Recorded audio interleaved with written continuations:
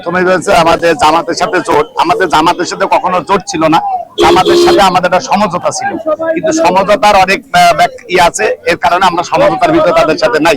কারণ আমাদের মূল কথা ছিল ইসলাম দেশ মানবতা, ইসলাম দেশ মানবতার সাথে আমাদের সাথে যারা কাজ করবে আমরা তাদের সাথে আছি।